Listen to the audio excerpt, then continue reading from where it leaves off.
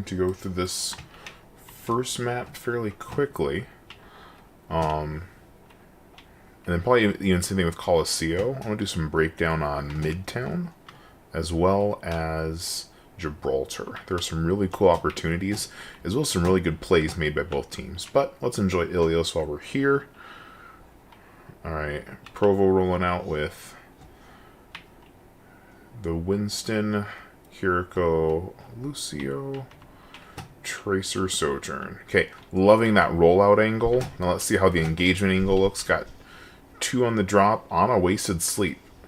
Oof, that one's just rough. So already a 4v5 against our favor. Traded back 4v4, got one back.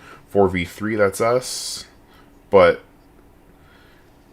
one of the weaknesses of running the comp we have is that we're a little squishy. So really in terms of like on point presence. Oh, and we're down 1. So yeah, it's 2v4. Alright, yeah, that's solidly there. It's regrouping. That initial pick on the Lucio really hurt, but it happens. Multiple angles for the rollout. Sojourn jump. Decent. Good job not wasting the drop. Yeah, there you go. Drop on the Tracer. Nice high value target. With Winston drops. So for, especially for folks that aren't used to playing Winston. I mean, Wrecking Ball. His drops, you want to get 2 different priorities. One of them is squishy targets to try to get a kill, and the other one is to get as many targets as possible, because the more damage that you do, the more ult charge you're going to get from him. And if you do it right, you can farm his ult really quickly. Nice positioning from both teams. They just rotate out without feeding in 3 or 4 kills. Realizing that we've got a bit of an advantage. Ooh, that poor Tracer. Way to get away from that Roadhog. Let's see. Oh. Yeah, that Ominous to sleep and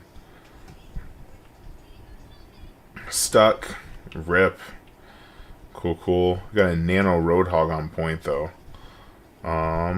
Okay. Cleaned up on Lucio anyway, but placing that drop just a little better. Could have been a little more clinical to get that elimination confirmed. Alright, bring him back point.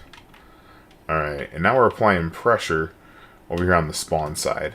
And I really like how this spawn side of the map is designed, because a lot of teams will end up taking a fight here, and it's like the fight that leads to the team fight.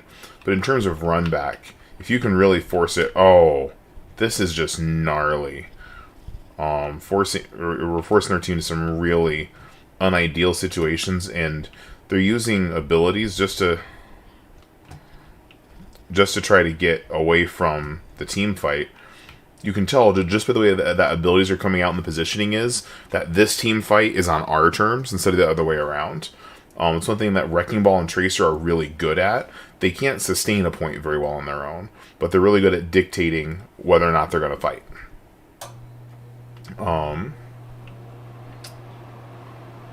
Yeah, because we just got 40% ult charge just by determining when and where we're going to fight. And now Sojourn's trying to sprint to get in there and things like that. I mean, Lucio gets in there to contest. One thing to think of, as especially if we get caught in a situation like this, is for some reason there's some great shade about, you had to use an ult to get out of spawn. If you're getting held back there, use the ult to get out of spawn. And you don't want to throw away the ult economy.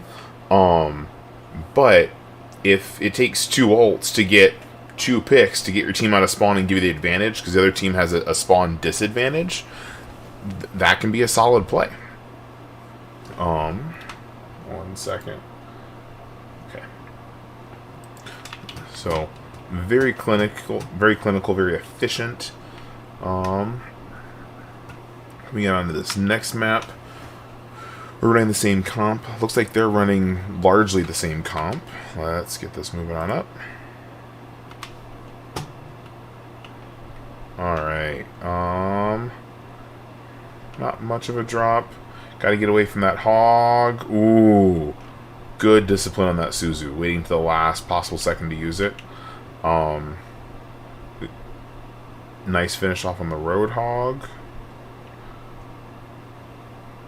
Okay, so one of the things that people say all the time is like, get the high ground, the high ground.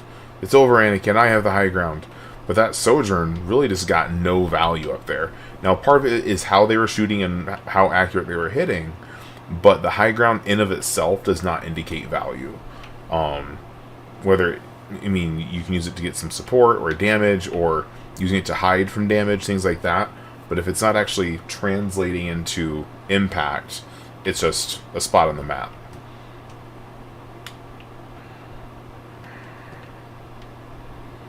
Oof. Couple rough drops, not quite connecting, but didn't die. Oh wow. Okay. And part of what's going on with this map is we're getting lucky. Based on what I know from other maps, I get the feeling that Neon here is not a Roadhog main. Because there were a couple hooks that shoulda, coulda been solid connections that would confirm eliminations that don't. Or in this case, hooks the Sojourn. Sojourn then gets away and eliminates the Roadhog. That's not how that should work. Sojourn should have to eliminate Roadhog from just outside that hook range.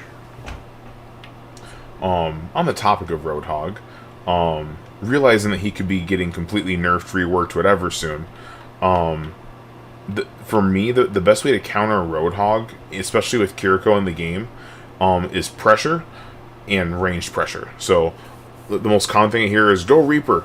Roadhog frankly counters Reaper, because in order for Reaper to kill Roadhog, he has to get inside that effective hook range. So really, if Roadhog just turns around and gets a lucky headshot, Reaper's gone. Same thing with Tracer. Same thing with Symmetra. Symmetra can ramp up and do more damage quicker because Roadhog is the size of a small town. But really, in order to reduce the number of deaths you have to Roadhog, you really just want to stay outside of his effective hook range. So that's your Hanzos, to an extent your Widowmakers, but it's going to take a lot of headshots to get him with that. Sojourn can get him. Soldier can. And Roadhogs feed Soldier really easy, just because he's so stinking easy to hit. But really, any hero that can do their job while staying outside his effective range. But hey, they rotated in and got it. But we only gave up one death to that, if I can see that correctly.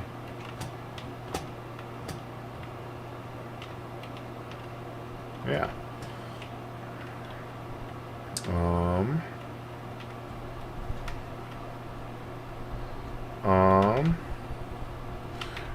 Good mine placement. I once made a mistake. I grappled in on Wrecking Ball once and came up, and I was gonna. And normally you want to spread your mines and then drop. Problem is if you spread them up here, they stick to the walls and they get no value whatsoever. So on this point, we'll make sure you're on the ground when you drop them. Normally, getting some aerial value is really good for Wrecking Ball, but not at this point. So yeah, this one was pretty quick, clean, efficient. Some solid play on our side and some less than solid play on the other team's side. So I'm gonna pause real quick, get everything switched over, and then